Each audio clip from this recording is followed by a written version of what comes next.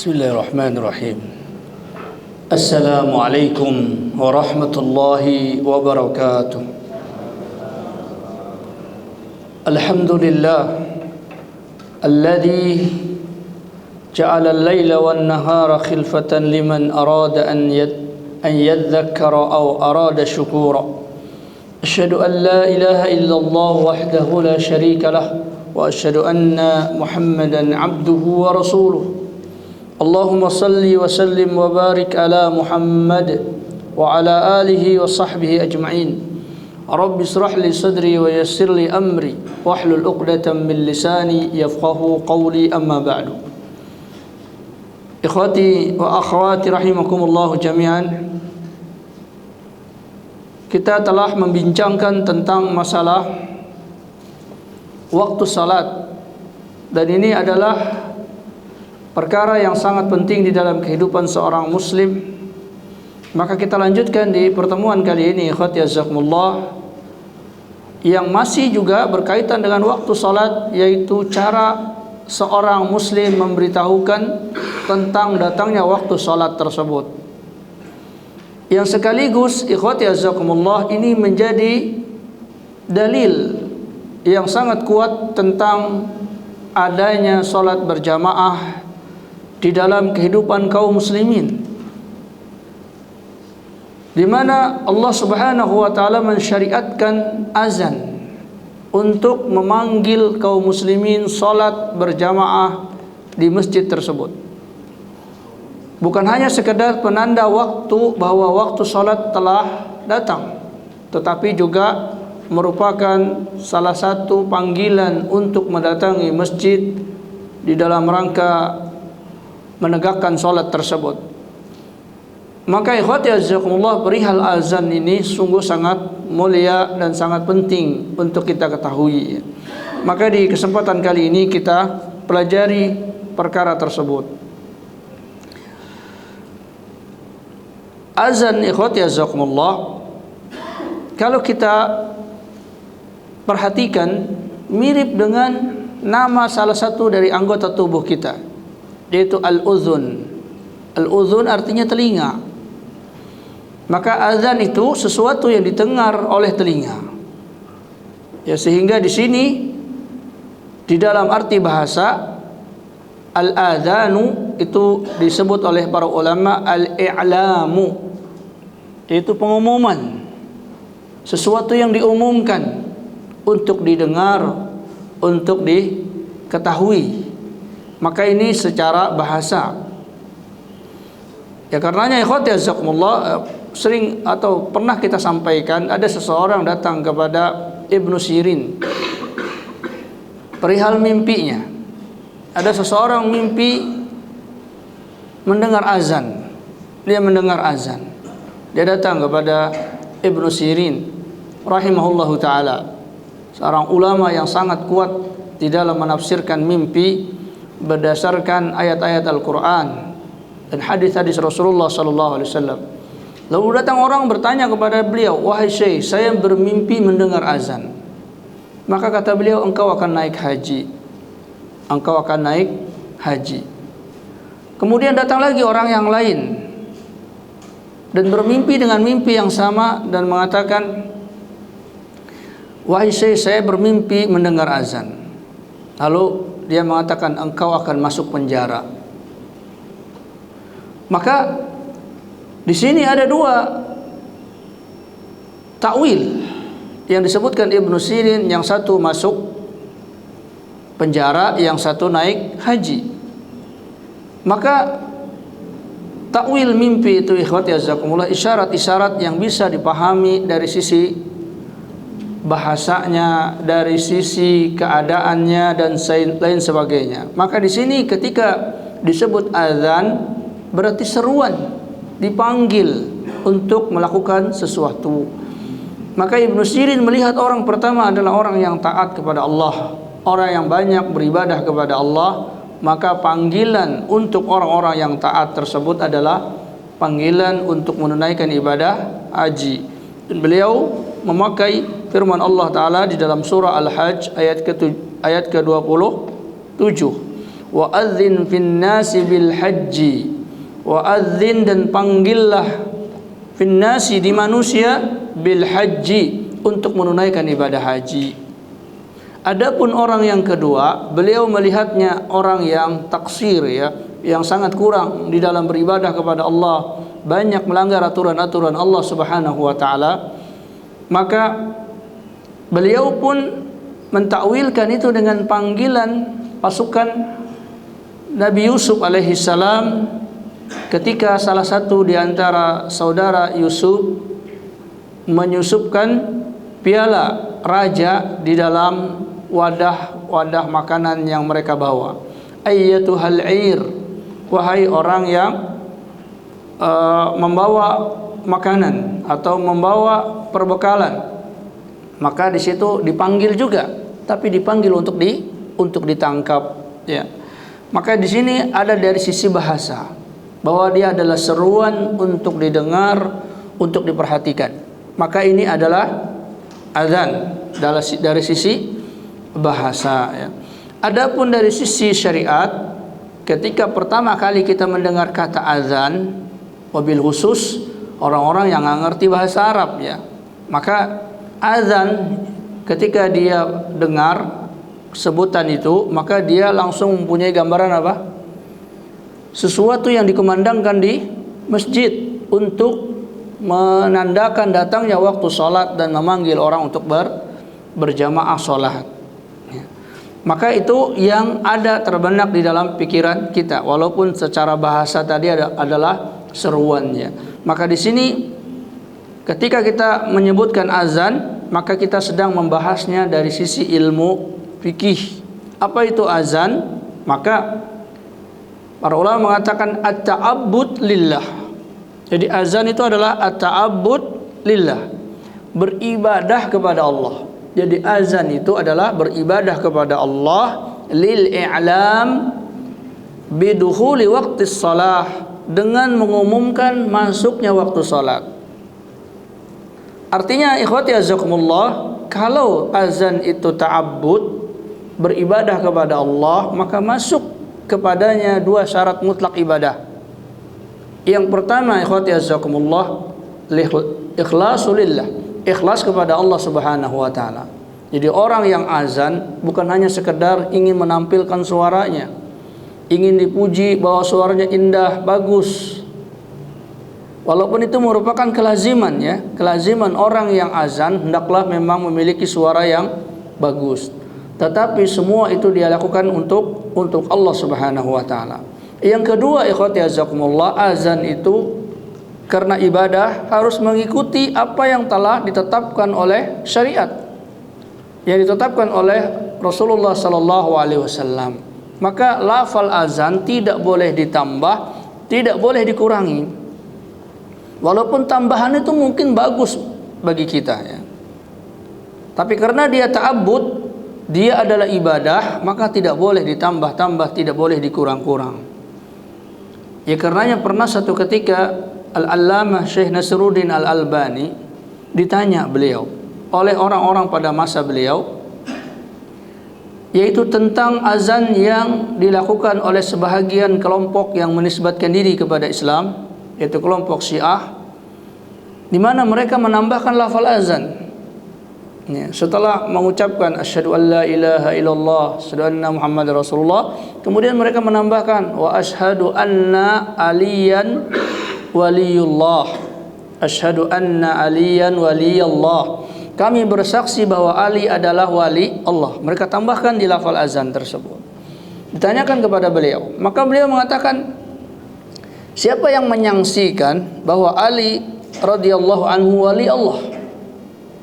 Adakah di antara kaum muslimin yang menyaksikan itu?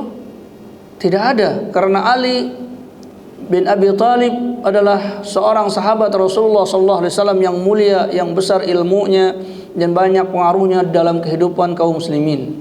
Maka tidak disangsikan bahwa beliau adalah wali Allah, dan kalimat itu benar. Kalimat itu tidak salah. Asyhadu anna aliyan waliyullah. Saya bersaksi bahwa sesungguhnya Ali adalah wali Allah. Itu adalah kalimat yang benar. Cuman kalimat benar ini tidak pas untuk dimasukkan ke dalam azan. Itu masalahnya. Jadi bukan masalah kalimat itu salah, ya, tetapi penempatannya yang salah.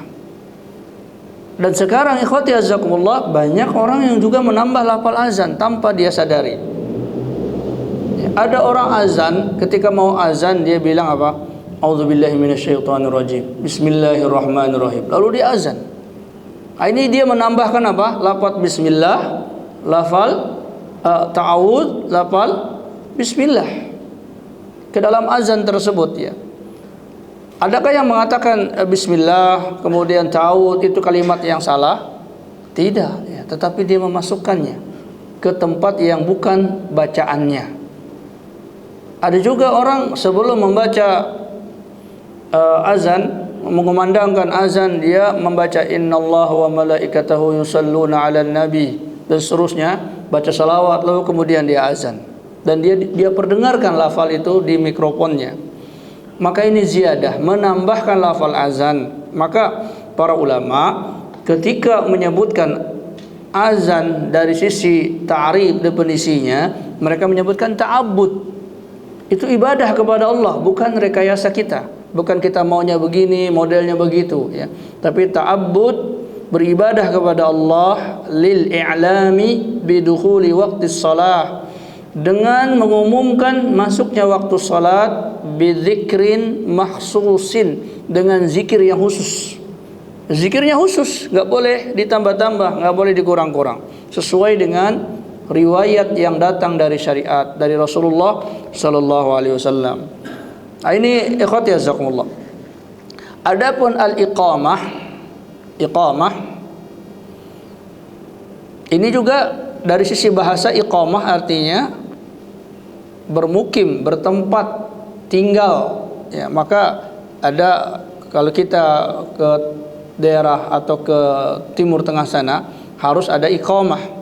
Jadi bukti bahwa kita diizinkan untuk tinggal di negeri tersebut, disebut dengan iqamah, ya.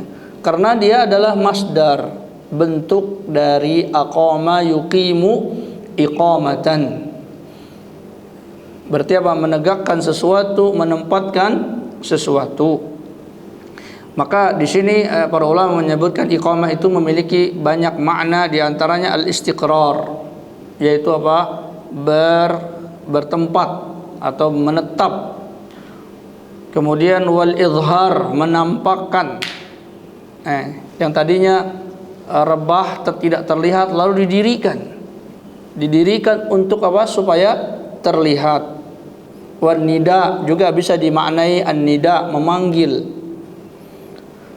Sementara secara syariat dia juga adalah at-ta'abbud lillah, yaitu beribadah kepada Allah. Kita harus melakukannya karena itu perintah syariat, bil qiyami, untuk menegakkan, untuk mendirikan, lis salati, kepada salat, was-suru'u atau was-suru'i fiha, dan segera melaksanakan salat. Sehingga kalau sudah terdengar iqamah, enggak ada lagi salat sunnah, enggak ada lagi aktivitas lain kecuali menuju kepada salat tersebut, bidzikrin makhsusin, dengan bentuk lafal zikir yang tertentu. Maka dari sini saja ikhwati jazakumullah, kita sudah mengetahui bahwa ini perlu fikih, perlu pemahaman syariat yang benar tentang masalah azan. Karena tadi dia bentuk ibadah yang benar-benar telah datang syariat menjelaskan tentang perkara tersebut, ya. Kemudian ikhwati jazakumullah, sebelum kita masuk ke dalam pembahasan tersebut, apa sih pentingnya azan bagi seorang muslim? Maka Rasulullah sallallahu alaihi wasallam menyebutkan, idza nudiya lis-salati, apabila telah dikumandangkan azan untuk salat, adbara asyaitanu, maka syaitan pun mundur, syaitan pun lari, walahu duratun, dan dia terkentut-kentut, ya. Dia kentut. Durat itu kentut dengan yang memiliki suara. Jadi orang ketika terdesak, ya, lari terbirit-birit sambil terkentut-kentut. Nah, ini dalil bahwa sesungguhnya syaitan apa? Bisa kentut. Walaupun kita nggak pernah ketemu setan, ya. Nggak pernah nanya, setan kamu pernah kentut nggak? Ya. Atau kita tiba-tiba sendirian tiba-tiba mendengar atau mencium bau nggak enak, ya bisa jadi apa? Kentutnya setan. Ya. Karena apa? Karena perkara ini perkara gaib dan telah dikhabarkan oleh Rasulullah sallallahu alaihi wasallam. Rasulullah mengatakan walahu duratun, maka syaitan itu memiliki kentutnya. Hatta la yasma'at ta'dzina, sampai dia tidak mendengar azan, dia lari. Dia lari menghindar suara azan. Makanya azan ini ikhwati azakumullah salah satu lafal yang menyakitkan bagi syaitan. Ya, karena biasa orang-orang yang terkena penyakit kesurupan, kemasukan jin, salah satunya dikumandangkan azan, ya supaya setan itu lari. Fa idza qudiyan nida'u, apabila telah selesai azan, azannya sudah selesai, maka akbala, datang lagi tuh setan. Tadinya dia pergi lari ketika terdengar azan, selesai azan datang lagi dia. Ini menunjukkan apa? Syaitan itu bersemangat di dalam menyesatkan manusia. Maka bagaimana kita tidak bersemangat untuk bisa memberikan hidayatul irsyad, hidayah petunjuk bagi manusia. Syaitan aja memiliki semangat untuk apa? Menyesatkan manusia. Ya, maka sesungguhnya hendaklah seorang muslim harus berlawanan dengan syaitan. Hatta idza suwiba bis salati adbara, maka ketika dikumandangkan iqamah lari lagi dia.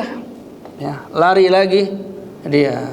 Ya, karenanya ketika dengar azan, kadang-kadang ada orang mau sholat sunnah gak jadi, bisikin sama setan, ngapain gak mau capek-capek, udah duduk aja. Ya. Ada orang yang sudah ke masjid, sudah mau sholat, tiba-tiba bisa mundur, tiba-tiba berdering HP-nya dan sebagainya, ada panggilan ini itu dan sebagainya, setan membisiki, oh ini lebih penting bagimu. Ya, maka dia tergoda, dia tinggalkan jamaah. Ya. Ini menunjukkan bahwa setan selalu memanfaatkan setiap ada kesempatan untuk memalingkan orang. Kalau dia terganggu, dia lari. Nanti hilang gangguannya, datang lagi. Ketika iqamah dikumandangkan, setan lari lagi. Ya, selesai iqamah, masuk lagi dia. Fa idza hatta idza qada at-taswibu, kemudian jika telah selesai iqamah, akbala, datang lagi dia, ya, hatta yahtura, sampai dia memasukkan di antara pikiran seseorang, bainal mar'i wa nafsihi, antara seseorang dengan jiwanya, yaqul, setan berkata, uzkur kadza, ingatlah ini, ingatlah itu. Ya, dihayalkan di dalam salat. Pikiran ingat ini, ingat itu. Ya. Ya, karenanya ini upaya setan. Maka diupayakan orang ketika sholat itu jangan ada sesuatu ingatan yang sangat melekat, yang sangat mengganggu. Ya, karenanya kalau sudah ada makanan, makan dulu. Karena nanti dipikirkan itu makanan. Apalagi makanan yang lagi kita pingin banget.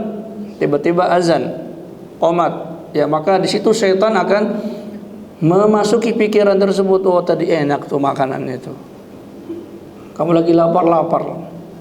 Ya, sudah setahun gak makan sate, sudah disiapin sate, kenapa kamu gak ini? Ingat itu semua, ya. Maka menyebabkan apa? Lima lam yakun bidzikrin, ya, dengan sesuatu yang tadinya dia tidak ingat jadi ingat. Hatta yadhilla ar-rajulu la yadri kam shalla, sampai orang yang sholat itu lupa dia sudah berapa rakaat. Udah 2 rakaat apa 3 rakaat, 4 rakaat apa 3 rakaat, bingung. Ya. Demikianlah syaitan melakukan itu kepada manusia. Maka hadis ini ikhwati azakumullah min babi tanbih, bab untuk mengingatkan. Bab untuk mengingatkan tentang adanya tipu daya syaitan di dalam salat. Tetapi hadis ini menunjukkan tentang hal tersebut lumrah terjadi di dalam kehidupan orang yang sholat. kehidupan seorang muslim ketika dia sholat, karena ada syaitan yang mengganggu tersebutnya. Sehingga Allah pun tabaraka wa ta'ala memberikan kemudahan di dalam masalah tersebut. Jadi kalau setan ingin menipu kita, tipulah dia. Kita tadi sudah lupa berapa rakaat sholat, 3 kah 4 kah? Maka apa? Kita katakan 3 tambah 1 rakaat. Ya.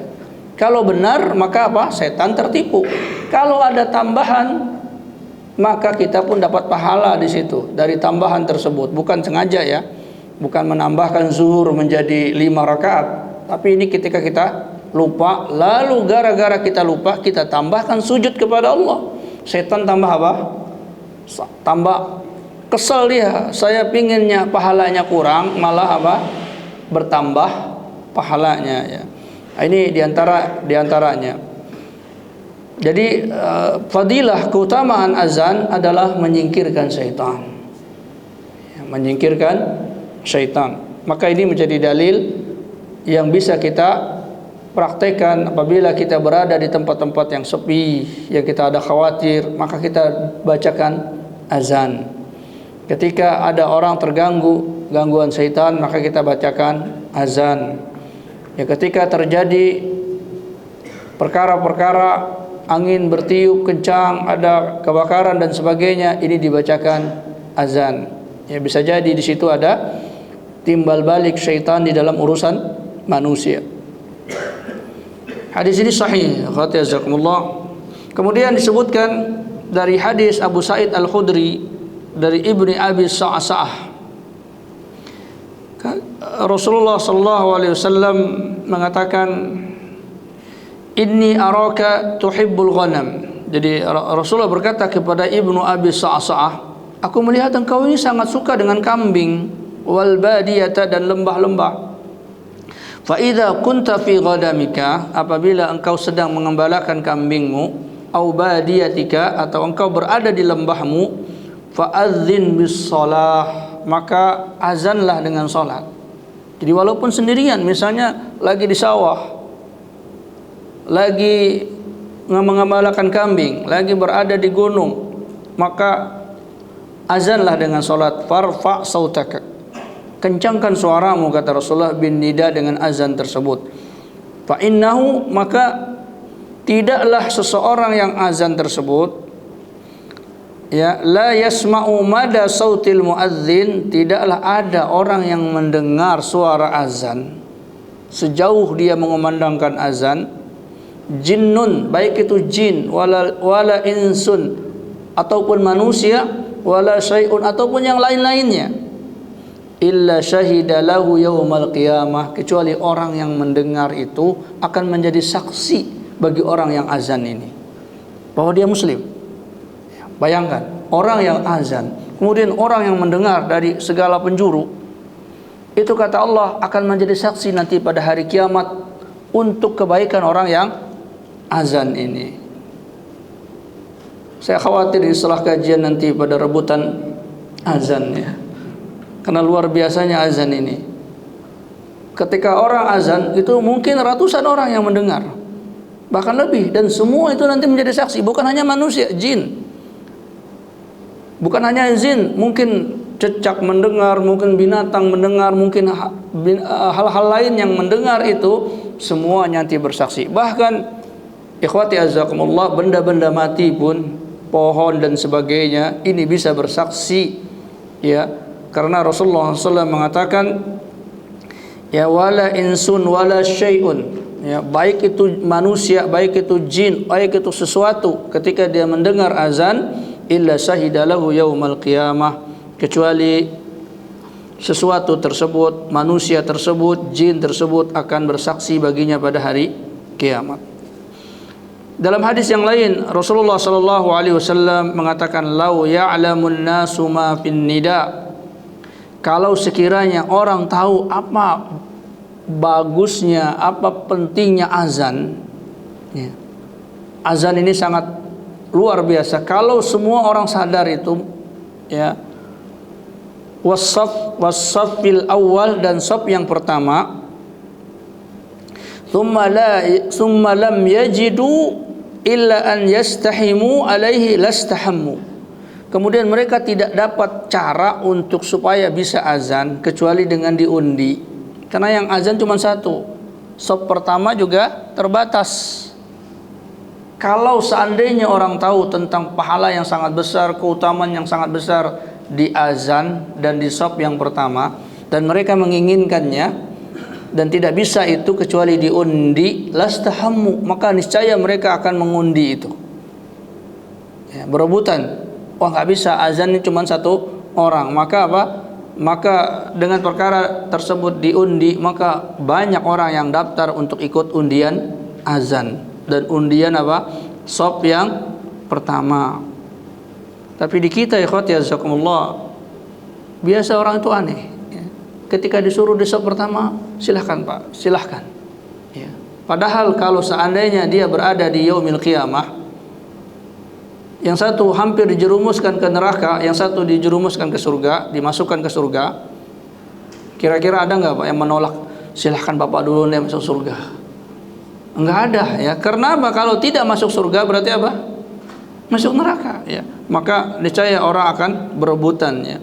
Kata Rasulullah SAW, maka lastahammu walau ya'lamuna ma fit tahjir lastabaqu ilaihi. Kalau seandainya mereka mengetahui apa yang ada pada saat matahari panas, salat zuhur, ya, tentang pahalanya, lastabaqu ilaih, maka niscaya mereka akan berebutan, berlomba-lomba untuk mendatangi salat zuhur dan asar tersebutnya. Walau ya'lamuna ma fil atamati, kalau sekiranya mereka mengetahui apa yang ada dari kebesaran pahala dan karunia yang sangat besar fil atamah, di dalam salat isya, was subhi, dan salat subuh, la atauhuma, maka niscaya mereka akan mendatangi keduanya itu walau habwan, walaupun mereka merangkak ya, walaupun mereka merangkak. Cuman ikhwati jazakumullah, Allah tidak membuat pahala tersebut dalam bentuk zahir, tapi dalam bentuk khazanah, dalam bentuk tabungan dakhair yang akan mereka ambil pahalanya di akhirat.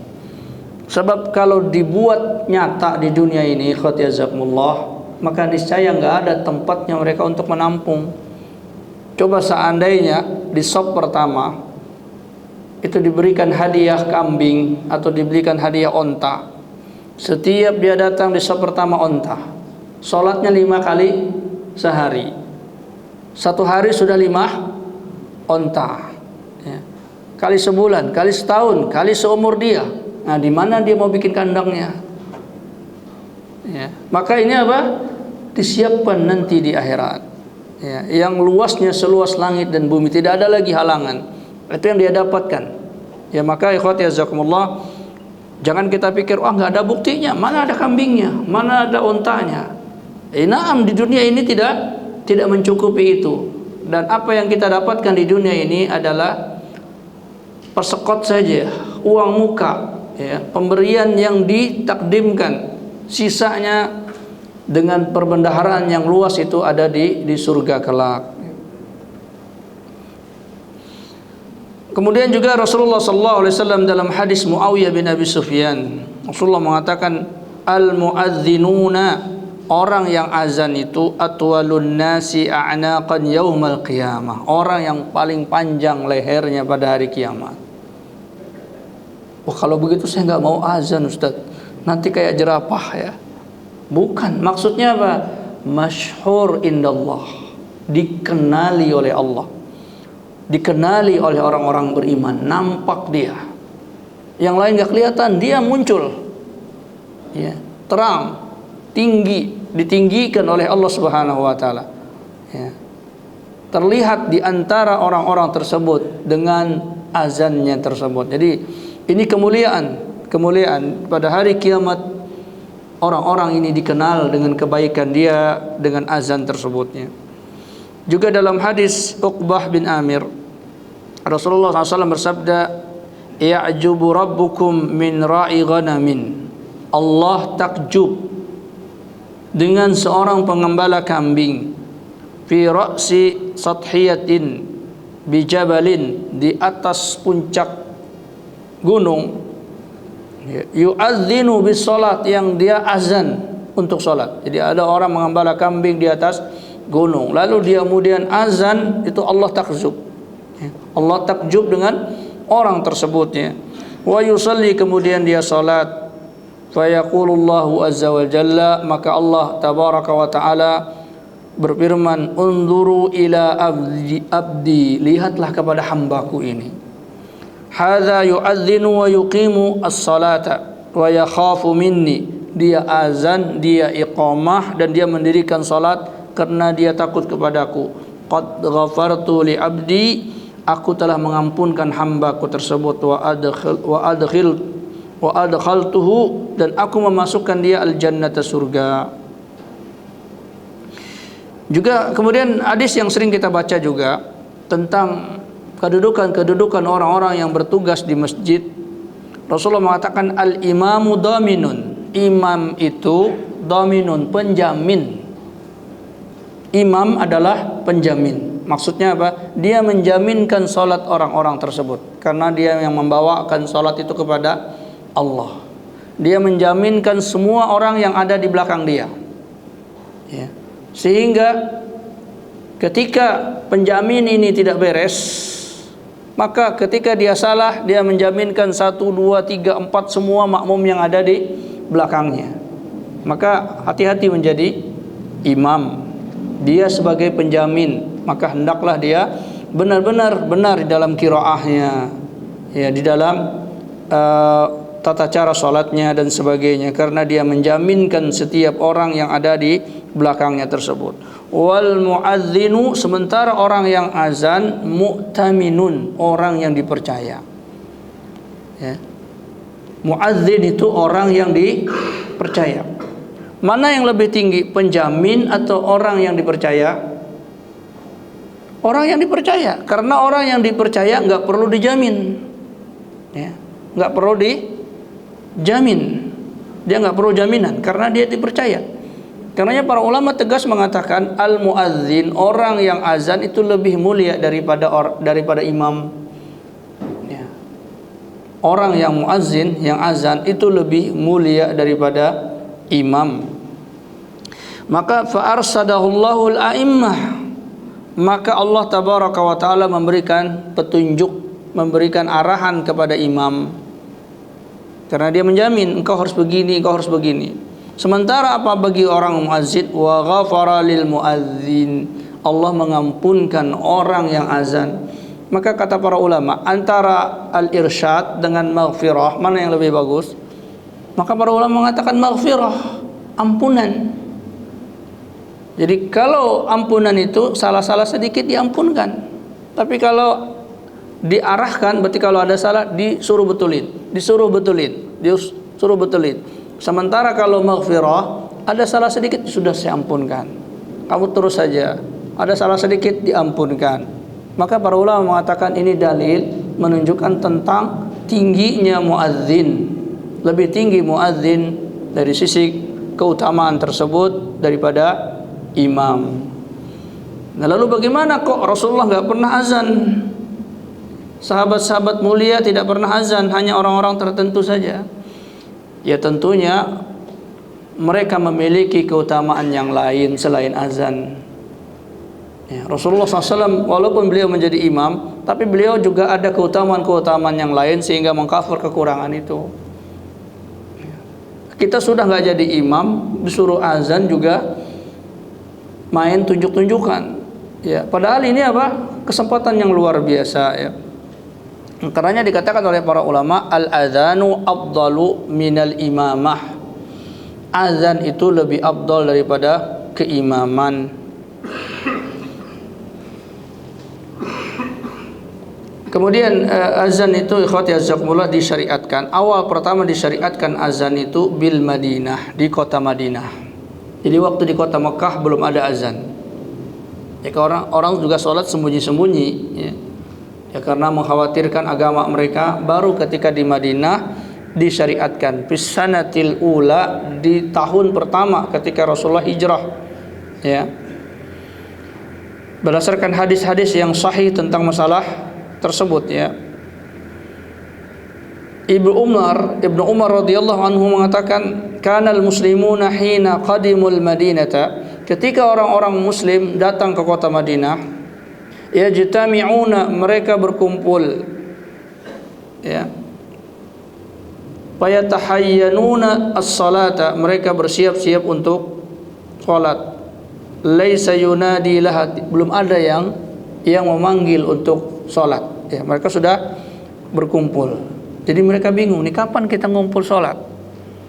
Sementara tidak ada yang memanggil, ya. Maka fatakallamu yauman, maka mereka pun berbincang-bincang, kayaknya harus ada isyarat supaya kita bisa bareng-bareng. Nanti kalau tidak ada panggilan, mungkin satu datang, nunggu lagi yang datang, mungkin beda-beda waktunya sehingga tidak terkumpul manusia tersebutnya. Maka ittakhadu naqusan misla naqusin nasara. Oh, kalau begitu kita buatlah tata cara memanggil sebagaimana tata cara memanggilnya orang Nasrani. Itu dengan lonceng. Dibunyikanlah lonceng. Kita bikin saja lonceng, kita bunyikan. Nanti orang dengar lonceng, maka mereka datang ke masjid. Wa qala ba'duhum, sebahagian lagi mengatakan bal buqan misla qarnil yahud. Enggak, jangan lonceng, kita bikin saja trompet. Ya seperti tanduk trompet yang dibikin oleh orang Yahudi.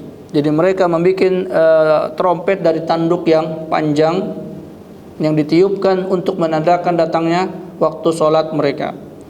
Wa qala Umar, berkatalah Umar, aula tub'atsuna rajulan yunadi shalah, atau kita utus seseorang yang memanggil salat. Wa qala Rasulullah SAW, maka Rasulullah SAW bersabda, ya Bilal, wahai Bilal, kum, berdirilah engkau, fanadi bis shalah, panggillah orang untuk salat. Kemudian ikhwati azakumullah, para ulama mengatakan bahwa azan ini hukumnya ada, disyariatkan di dalam Islam ya, dan ini adalah ijma' ya ulama tentang adanya azan, disyariatkannya azan di dalam Islam ya, sehingga orang yang mengingkari azan maka dia telah mengingkari sesuatu yang disepakati ya, di dalam Islam. Lalu para ulama berbeda pendapat, apakah hukumnya wajib, sunnah muakkad, atau lain-lainnya. Artinya ketika orang sholat, apakah perlu azan, wajib iqamah?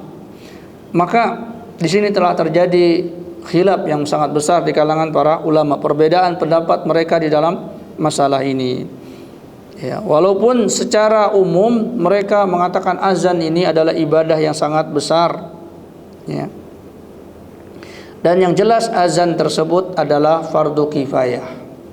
Fardu kifayah, harus ada orang yang azan ya, di kampung tersebut.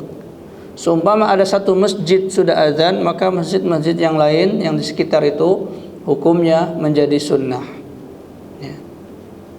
Tetapi yang awal menjadi fardu kifayah. Karenanya disebutkan bahwa para ulama, para sahabat setelah itu telah menetapkan orang-orang yang bertugas sebagai azan ini, ditetapkan ya. Dan dilanjutkan oleh para sahabat ya, tentang orang-orang yang azan tersebut. Sehingga tidak ada satupun dari generasi Islam kecuali azan itu terus dikumandangkan ya. Tidak ada satu negeri pun di Islam ketika Islam masuk di situ kecuali azan dikumandangkan. Maka ini menunjukkan tentang terjadinya perkara tersebut dan disepakati oleh para ulama hukumnya adalah fardu kifayah. Fa an Anasin, dari Anas bin Malik radhiyallahu anhu, anna Nabiy sallallahu alaihi wasallam kana idza aghza bina qauman, adalah Rasulullah sallallahu alaihi wasallam ketika membawa kami berperang untuk memerangi satu kaum, lam yakun yaghzu bina, tidaklah beliau berperang dengan kami hatta yusbiha, sampai masuk waktu subuh, wa yanzuru, dan beliau melihat, fa idza sami'a adzanan, apabila beliau mendengar azan, kaffa anhum, maka beliau menahan dari memerangi orang tersebut. Wa illam yasma' adzanan, dan apabila beliau tidak mendengar azan, aghara alaihim, maka beliau terus melakukan pertempuran. Sampai di medan tempur pun disuruh azan, ya. Juga Rasulullah SAW mengatakan, idza hadaratis shalah falyu'adzin lakum ahadukum, apabila telah datang waktu salat, maka hendaklah azan salah seorang di antara kalian. Wala ya'ummakum, dan hendaklah mengimami kalian akbarukum, orang yang paling besar di antara kalian. Bisa jadi besar badannya, besar ilmunya, tapi yang paling penting adalah besar ilmunya, pengetahuannya tentang din itu, ya.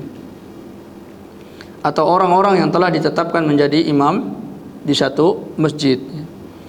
Dari Anas bin Malik radhiyallahu anhu qala, dia mengatakan, umira Bilalun an yashfa'al adzana wa yutirul iqamah. Bilal diperintahkan oleh Rasulullah SAW untuk menggenapkan lafal azan. Jadi dua. Wa yutiru, dan mengganjilkan al-iqamah, iqamah. Maka iqamah sama dengan azan. Azan 2 kali 2 kali, iqamah 1 kali 1 kali lafalnya, dan ini kita akan bahas nantinya, ya.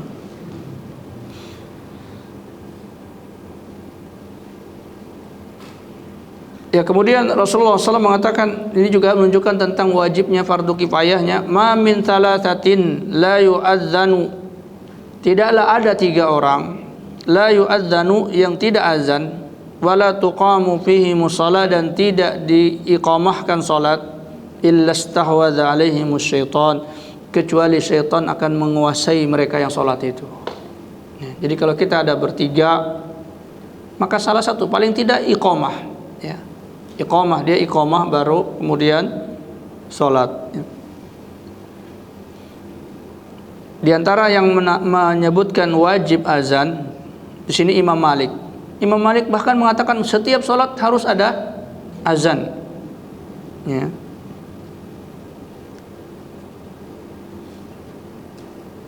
Terutama di masjid-masjid, ya. Ini adalah pendapat Imam Malik, Imam Ahmad, dan juga Imam Asy-Syafi'i, dan lain-lain daripada para ulama.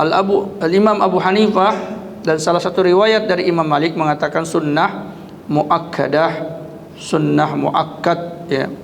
Artinya kalau tidak azan ini tidak berdosa, ya, tidak berdosa, dan sholat pun tidak batal. Tetapi ketika dilakukan azan, maka menambahkan pahala dan keutamaan di dalam azan tersebut. Maka ketika kita sedang musafir juga diperintahkan untuk azan, ya. Kalau yang musafir itu banyak orang, maka tetap dikumandangkan azan untuk sholat sebagaimana di dalam keadaan mereka bertempat di rumah-rumah mereka atau di kampung-kampung mereka. Jadi ketika mereka melakukan safar pun mau sholat dan mereka ada 3 orang lebih, maka salah satunya diperintahkan untuk azan. Kemudian juga sholat-sholat yang terlambat, yang di luar waktunya atau telah lewat waktunya, tetap diperintahkan untuk azan, ya. Bahwa Rasulullah SAW pernah terlambat sholat, lalu kemudian beliau memerintahkan salah seorang di antara mereka untuk azan. Jadi tetap azan. Bangun subuh telat, bangun ketika matahari sudah menerpa, maka Rasulullah memerintahkan untuk azan, ya. Sehingga ini menunjukkan tentang azan qomat itu satu paket dengan sholat, ya. Walaupun ini adalah hukumnya sunnah, ya, namun ini sangat dianjurkan sekali karena Rasulullah SAW mengatakan hal tersebut. Adapun bagi jamaah para wanita, la yajibu 'alan nisa'i adzanun wala iqamah, tidak diwajibkan bagi perempuan untuk azan dan iqamah walaupun mereka berjamaah, ya. Walaupun mereka berjamaah untuk melakukan salat, ya. Walaupun sebahagian mengatakan boleh, ya, boleh mereka azan kalau ada di antara mereka para wanita dan tidak ada laki-laki di situ, maka boleh mereka azan, tapi apa? La yusra'u raf'us saut, tidak syariatkan bagi perempuan untuk mengangkat suaranya, sekedar terdengar oleh mereka-mereka yang ada di tempat tersebut. Nah, ini ikhwati azakullah muqaddimah penjelasan tentang azan yang tentunya pembahasannya sangat panjang. Maka di kesempatan kali ini kita cukupkan pembahasan sampai di sini, dan lanjutannya akan kita jelaskan di kesempatan-kesempatan berikutnya. Demikian ikhwati azakumullah. Kalau ada pertanyaan, faliyatafadhal, silakan.